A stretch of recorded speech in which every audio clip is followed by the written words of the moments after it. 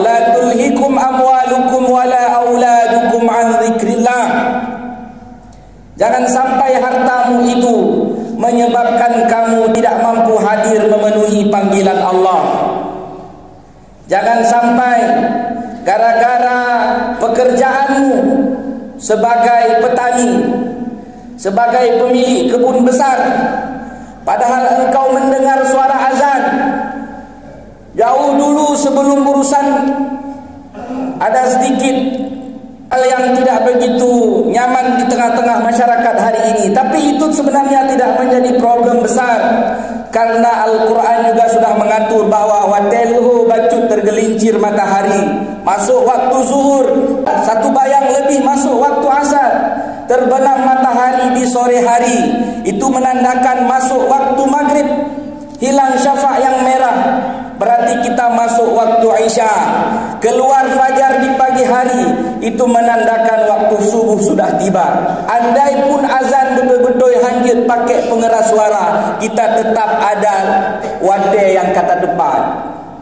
Tapi yang menjadi penghalang secara umum bukan mik yang dibatasi suaranya.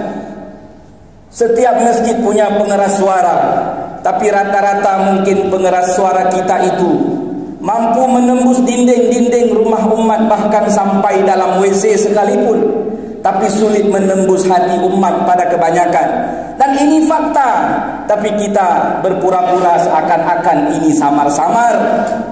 Ya ayyuhalladzina amanu la tulhikum amwalukum wala auladukum, yang banyak menyebabkan orang tak mampu hadir mengingat Allah, melaksanakan solat di masjid, bukan karena miknya kecil suara, tapi dia telah dilalaikan oleh hartanya.